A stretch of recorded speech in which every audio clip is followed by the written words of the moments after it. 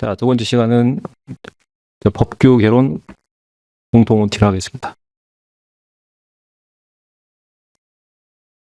아까 뭐 대강의 설명은 좀 드렸지만,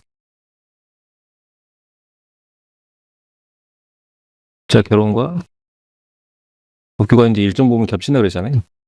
그죠? 뭐 적게는 30%에서 40% 정도의 이제 법령이 겹칩니다. 그리고 이제 저 법규가 뭐냐, 뭐 이것도 좀 봐야 될 것 같아요. 그러니까 법이 뭐냐. 자, 법은 자, 국민의 권리를 제한하고, 자, 새로운 의무를 부여하는 것을 이제 법규라고 합니다. 그냥 이제 추상적인 개념이에요. 자, 권리를 제한하면 내가 예를 들어서 이제 도로를 건너는 권리, 내가 길을 걷는 권리, 그죠? 내가 머리 자를 수 있는 권리, 내가 소리 지를 수 있는 권리. 근데 개중에는 못하게 막아놨죠. 그죠? 못하게 하는 걸 뭐라 그래요? 제한이라고 그러죠. 자, 법으로서 여러분들의 행동을 제한시킵니다. 그리고 이제 의무도 부여하는데요. 여러분들 세금 내야 되죠. 그죠? 납세 의무가 있고, 남학생들 같은 경우는 병역 의무가 있고, 그죠? 그게 뭘로 규정돼 있어요? 법으로 규정돼 있습니다. 그러니까 여러분들은 알겠지만 요새 이제 정치에 관심이 많은 친구들이 많아서 권력이 있죠. 그러니까 우리나라의 권력은 크게 이제 세 가지로 구분되어 있습니다. 입법, 사법, 행정. 그러죠. 자, 입법과 다음에 사법과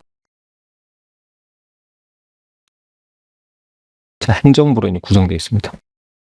각각의 역할은 여러분들 다 문제 성실해서 알고 계실 거예요. 자, 입법부에서 뭘 하죠? 입법 그대로입니다. 법을 도입하는 얘기예요. 그렇죠. 자, 입법부에는 누가 있죠? 누가 있나요?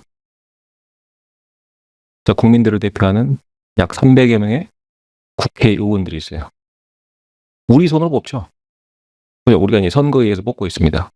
우리들의 국민들의 이익을 대변해 달라고. 근데 우리들을 대신하고 있는지는 모르겠어요. 자신들 이익만 보고 있는 건 아니죠. 그다음에 이제 사법부는 어떤 역할을 할까요? 옳고 그름을 판단해 주는 곳입니다. 맞나요?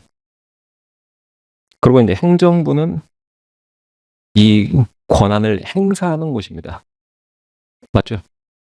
그래서 치안, 행정, 아니면 뭐 도로 건설 여러 가지 권한을 갖고 그걸 또 행사하는 곳이에요. 그래요. 그래서 법을 만드는 것이고 만들어진 법에 의해서 그 권한을 행사하고 그리고 이제 뭐가 잘못됐을 때 옳고 그름을 판단하는 것이 이거 우리가 이제 삼권 분립을 합니다. 맞죠? 그러면 이제 요 법규는 우리가 이제 여러 가지가 있는데 뭐 예를 들어서 자연법과 이제 실정법이라는 개념이 있어요. 자연법이라고 하는 것은 이제 우리 인간이 태어났을 태초부터 그냥 있었던 겁니다. 사람을 죽이면 안 돼. 라고 하는 것은 물론 법으로도 정해져 있지만, 이거는 우리 이제 아주 옛날 인간이 이제 부족 때를 이룬 때부터 있었겠죠. 서로를 죽이지 말자고 하는 것은, 그죠? 네, 그래서 이제 이거는 자연적으로 생겨났던 법, 자연법이 있고요.